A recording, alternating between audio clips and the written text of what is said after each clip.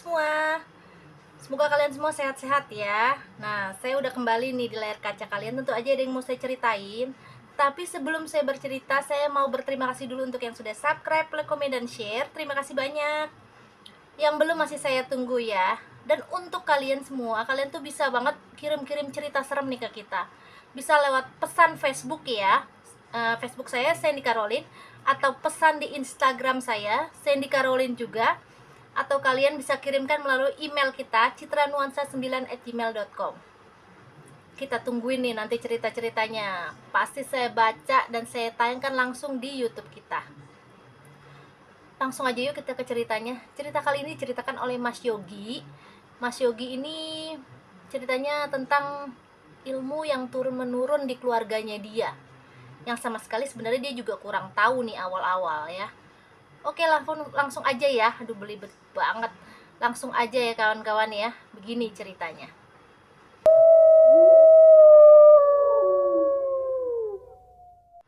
Cerita ini berawal ketika Mas Yogi itu kelas 3 SMA. Jadi udah mau lulus-lulus nih kawan-kawan nih. Mas Yogi ini keluarganya ada 3 bersaudara. Dia anak laki sendiri. Jadi 2 tuh saudaranya tuh perempuan. Ayahnya sudah meninggal, jadi hanya ada mamahnya aja. Nah, Mas Yogi ini dia tuh mengalami hal-hal yang aneh gitu pas dia udah lulus. Sebelum dia lulus sih sebenarnya ya, itu terjadi. Seperti di sekolahnya dia tuh dia sering ngeliat kakek-kakek gitu. Kakek-kakeknya kalau normal sih oke ya, mungkin ya kakek-kakek biasa apa gimana. Tapi kakek-kakek ini sering hilang-hilang. Ntar ada di toilet, tiba-tiba terus ada di lapangan di tengah terik matahari tuh berdiri aja gitu kan.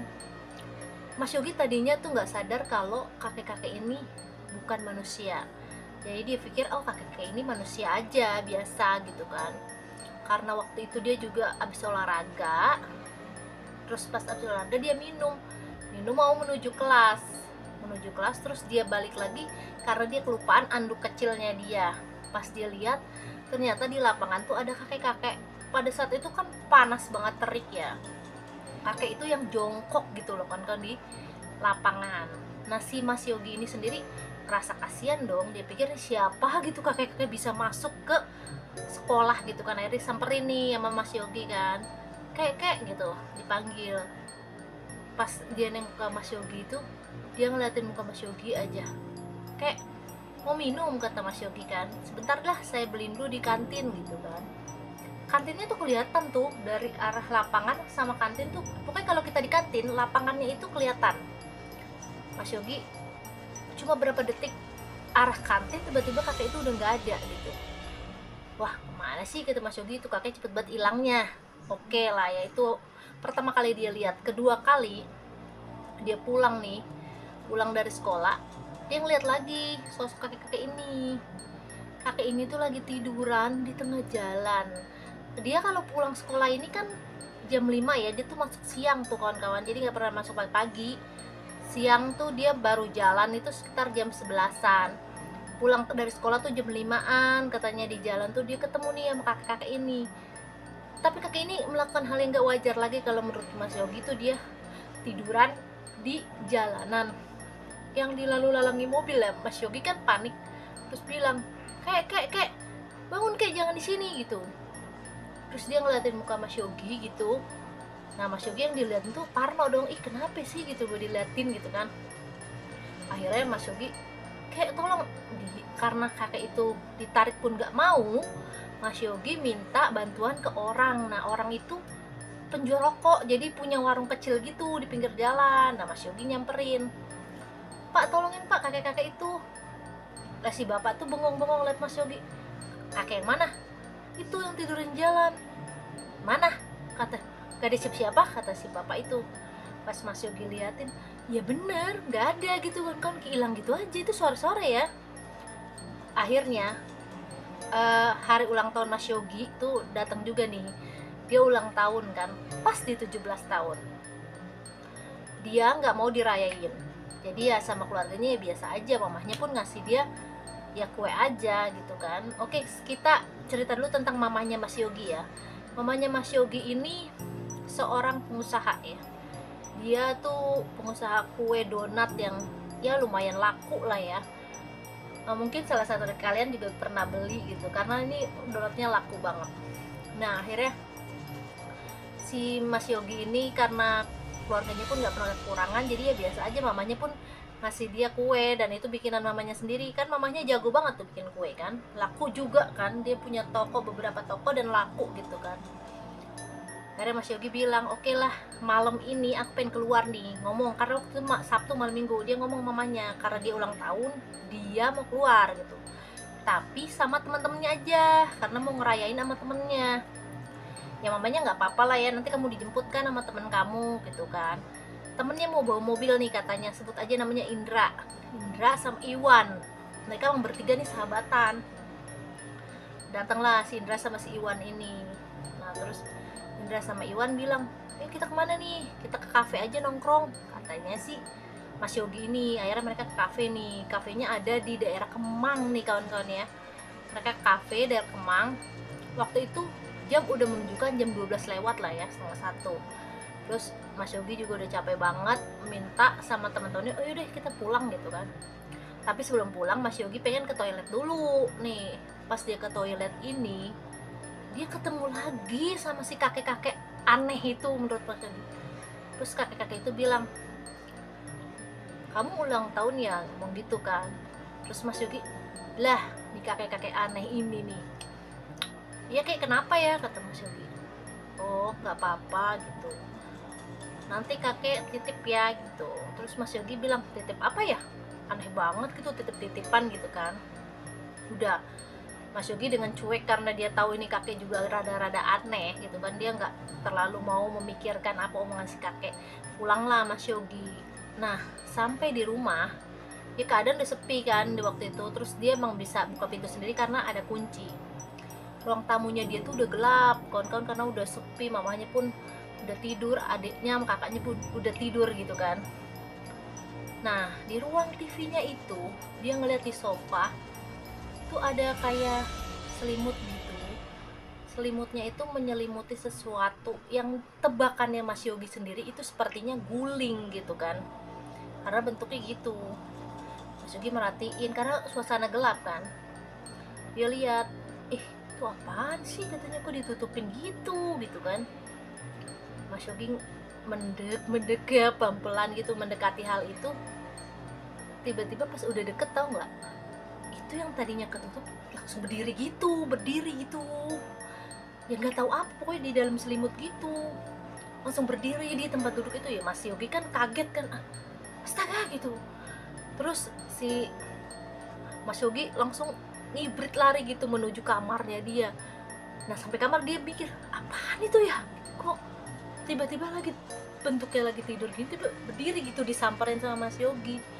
Dia nggak mungkin manusia, kata Mas Yogi gitu kan. Pagi-paginya, pagi tuh jam 5 tuh ya, setengah 6 tuh kan udah pada rame lah ya di rumah itu. Mamahnya pun udah bangun, Mas Yogi juga udah bangun. Ya dia terbangun karena emang dia nggak bisa tidur sebenarnya, mikirin tuh apa gitu di ruang tamunya. Akhirnya dia ke depan ke ruang tamu, dia lihat bener ada selimut di situ, tapi selimut aja, nggak ada kayak ada sesuatu pun, nggak ada, udah selimut gitu. Mas Yogi, aneh banget, aduh kata dia, apaan sih, namanya kenapa Yogi? Nggak apa-apa, kata dia gitu. Akhirnya pas besokannya, pas banget dia pulang sekolah, dia tuh selalu melewati jalan yang sama ya kawan-kawan ya.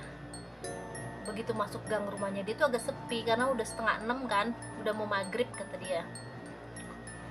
Dia lagi jalan, tiba-tiba tuh ada yang nepak dia. Pertama dia lihat tuh iya bapak-bapak gitu kan, terus dia ngomong, udah gede ya sekarang. Terus Mas Yogi bilang, siapa gitu kan, kenal juga enggak, kok bilang kayak gitu, kayaknya udah pantas ya. Terus Mas Yogi, apa sih ini orang, makin parno kan, dia jalan cepet-cepet kenceng-kenceng tuh, dia sambil kayak cepet-cepet dan lari-lari. Terus dia nengok ke belakang, tahu nggak, itu kayak semacam selimut gitu terbang gitu, ngerti nggak sih, selimut yang ada ditutupin orang gitu, lo ngerti nggak sih kalau ada contohnya saya tutupin, jadi orang nih tutup selimut gimana kayak gitu kan.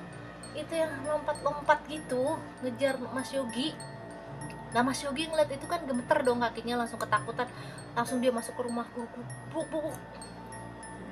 Si mamahnya buka pintu, kenapa Yogi? Nggak apa-apa. Aneh kata mamanya gitu. Nggak apa-apa kok. Pokoknya Mas Yogi tuh kayak ngerasa dikejar sesuatu yang bentuknya juga dia nggak tahu, kayak jadi kayak selimut ditutupin aja. Dibilang pocica juga bukan pocica nih, bentuknya tuh kayak selimut, kayak orang diselimutin, tau nggak, bentuknya kayak gitu. Nah Mas Yogi pun ketakutan banget kan. Setiap hari dia juga selalu mimpi hal yang sama. Kakek-kakek itu selalu ngomong, kamu saya titipin ya, kamu saya titipin ya gitu. Pada akhirnya jatuh sakit nih mamahnya Mas Yogi kan. Mamanya Mas Yogi sakit. Mamanya ini punya adik tuh namanya Mbak Ira. Nah Mbak Ira ini kan rumahnya di Bekasi, nggak begitu jauh lah ya dari rumahnya si Mas Yogi ini. Akhirnya Mbak Ira itu diminta sama Mas Yogi untuk jagain mamahnya, karena kan mamahnya udah sakit tuh. Akhirnya Mbak Ira pun mau dateng ke rumahnya Mas Yogi. Nah pas Mbak Ira datang ini, Mbak Ira bilang, Yogi kamu umur berapa? 17 tahun gitu, baru kemarin ulang tahun. Oh udah gede ya, kata Mbak Ira gitu. Oh iya, ya udah kata Mbak Ira, jagain mama dulu gitu. Iya. Nah Mbak Ira datang ini ya lumayan lah itu Yogi ngerasa gak kesepian, karena kan biasanya rumahnya tuh sepi banget. Kalau Mbak Ira ini hobinya nonton dia sampai malam, jadi di ruang tamu tuh pasti ada orang gitu kan pikiran dia. Nah malam pun tiba nih kawan-kawan nih, Mas Yogi pulang sekolah, rumah tuh sepi banget. Nah Mas Yogi mikir, ada apaan sih rumah pada sepi banget begini gitu kan. Nah dia masuk ke kamar maknya yang lagi sakit. Dia pikir Mbak Ira tuh lagi di dapur, apalagi masak apa ngapain gitu kan. Dia lihat, lah kok si mama selimutan sampai kepala gitu, tiduran selimutan tapi sampai kepala. Lah Mas Yogi langsung nyamperin, kenapa nih si mama? Dia takut mamanya meninggal gitu kan, karena udah ditutup rapat gitu. Mas Yogi nyamperin, terus mah bangunin gitu kan. Pas dilihat lagi, tiba-tiba tuh langsung bangun gitu dari tidurnya, posisi tidur langsung bangun duduk. Mas Yogi masih mengira itu mamahnya dia gitu kan. Dia bilang, mah kenapa mah gitu-gitu, terak-terakan tuh Mas Yogi, mama gitu-gitu. Tiba-tiba tuh dari arah dapur mamahnya sama si Mbak Ira ini masuk ke dalam kamar. Mas Yogi ngapain?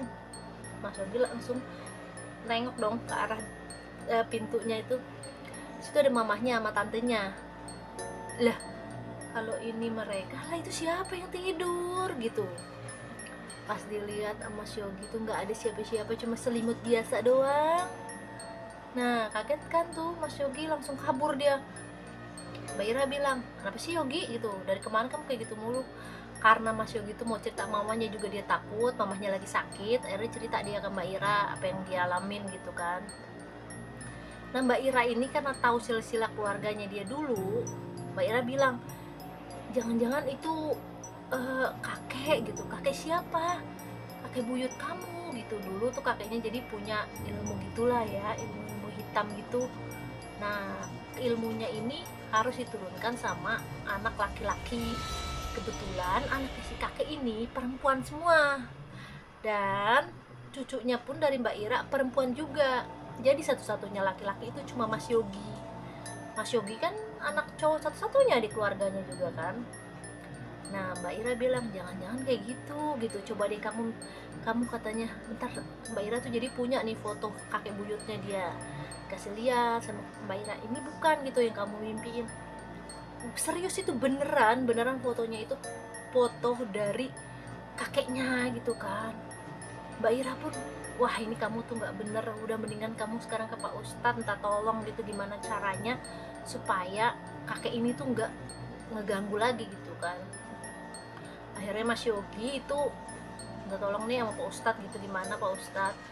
Ya akhirnya Pak Ustadz tuh bilang Mas Yogi harus tinggal di pesantren gitu, di pondok lah istilahnya. Akhirnya Mas Yogi memutuskan sehabis ini SMA-nya kelar, dia mau masuk ke pondok gitu. Dan alhamdulillah sampai sekarang detik ini katanya setelah dia tinggal di pondok dan mempelajari gitu ya tentang Islam, hal itu tidak pernah terjadi lagi. Itu kawan-kawan ceritanya. Jadi memang ini kakek-kakek buyutnya si Mas Yogi dulu emang punya ilmu yang ilmu hitam lah istilahnya ya, yang untuk kejayaan itulah, harta gitu. Cuman dia tidak bisa mewariskan ke keluarganya karena kebanyakan anaknya perempuan semua, cucunya perempuan semua, dan hanya Mas Yogi gitu, cucu laki-laki satu-satunya. Dan kebetulan Mas Yogi pun tidak mau gitu diwariskan hal ini, makanya dia menempuh untuk belajar di pondok. Itu ceritanya kawan-kawan. Coba deh kalau kalian ngalamin ini, berani emangnya? Kok saya enggak. Oke, makasih banyak ya kawan-kawan udah denger cerita saya. Tunggu ya cerita saya berikutnya. Dadah, assalamualaikum warahmatullahi wabarakatuh.